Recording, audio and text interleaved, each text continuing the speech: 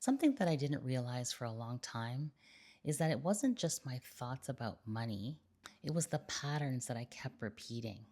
And honestly, I didn't even see them at the time. So I don't know about you, but I, in my lifetime, I have avoided finances time and time again. It's like if I avoided them, then somehow I would avoid the stress or the um, shame that came behind what was actually going on. And honestly, I don't know if that really helped. Like avoiding my finances just buried those feelings kind of deeper inside. And it probably happened the most when I was in a lot of debt. So, debt is an interesting thing because you have your lifestyle expectations and then you have the income that you're making. And sometimes your lifestyle expectations is a lot higher than your income. And the result of this is becomes debt.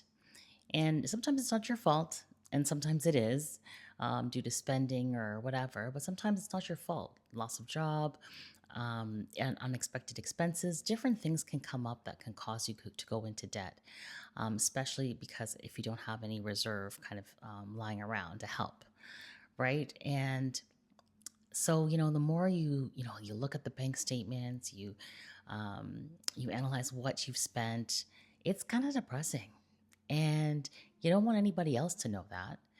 So you just avoid it. You avoid opening the bills, you leave the bills on your desk, you kind of just, kind of get by. Maybe it's by either just paying the minimum or throwing $50 or whatever onto that particular debt, and then just kind of ignoring it and kind of move on. And that avoidance just builds the shame I feel inside.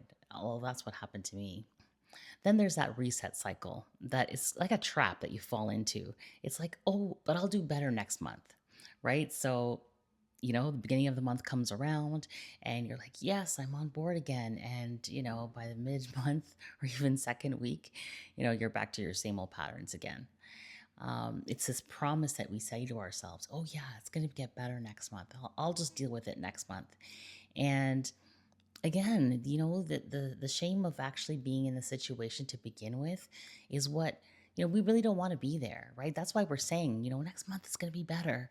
And we don't think about how that's having an impact on us and how that pattern is just kind of repeating itself over and over again. And we're not doing anything to kind of resolve that situation. The funny thing is about that is that, the month comes around and you haven't really laid out exactly what you're going to change. And I find that's probably where the pattern kind of comes into play, because if you don't have a purpose and you don't have a plan, then how are you going to change? Let's take an example of from some of our other aspects of our lives. For example, like losing weight, right? There are so many programs out there. There are so many methods that people have. But if you just tell yourself at the first of the month, oh, you know what, this month I'm going to lose weight, and you have no plan, you have no structure, you're not going to change your eating patterns, you're not going to go to the gym more, you're not going to do any of those things. You're just going to say to yourself, I'm going to do better next month. And it becomes very hard. And by the 30th of the month, probably you haven't lost any weight. You haven't done anything to change your situation. So you're gonna end up again first of the month of the next month and nothing has changed. And it's a very similar pattern that comes with our money. The difference with the weight loss, I find the weight loss industry is that shame is kind of disappearing now.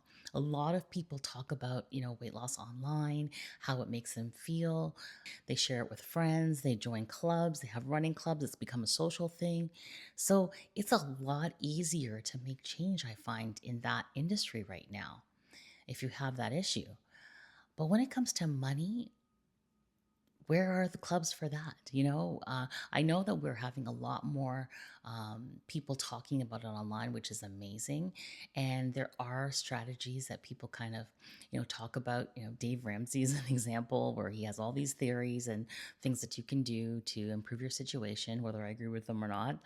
But So there is, strategies out there. I'm not saying there isn't, but I don't think it's as widespread as and people feel as comfortable talking about money as they do about some of the other struggles that we have in life.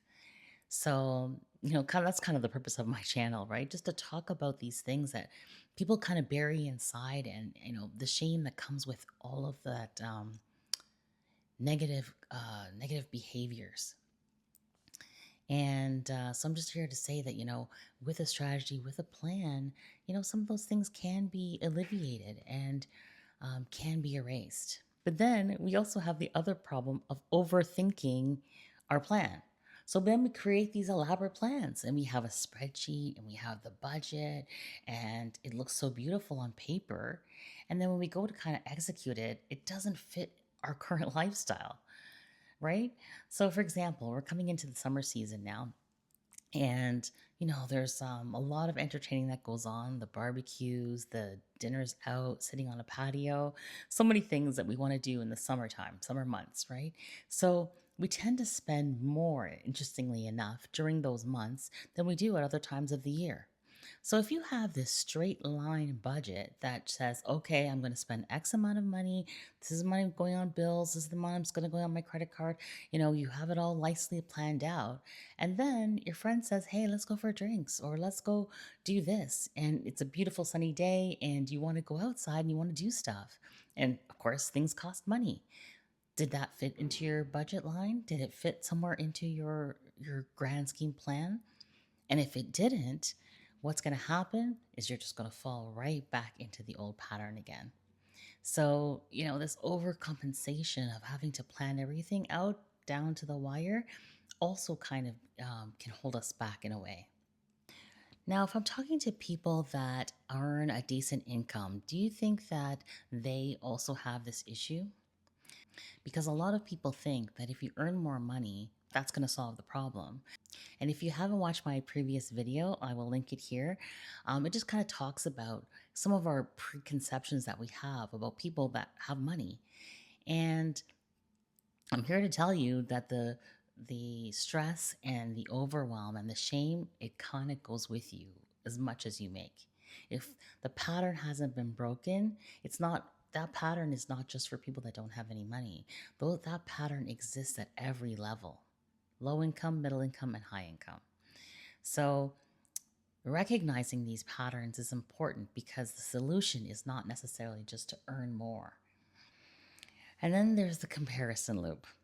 And this is where I think all of us can 100% agree that we have fallen trapped to this unless you have barricaded yourself from all social media because we see online what other people are doing.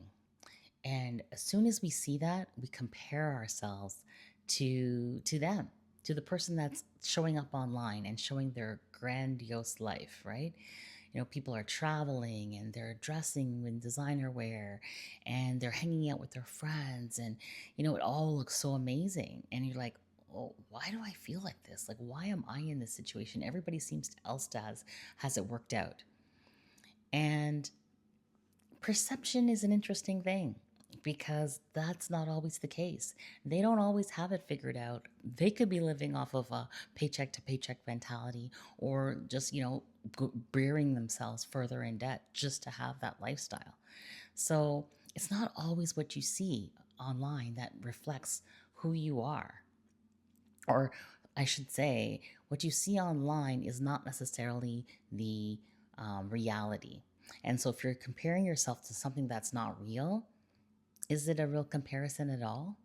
This goes back to having a community that you can talk with and really get deeper on some of the issues that arise around money.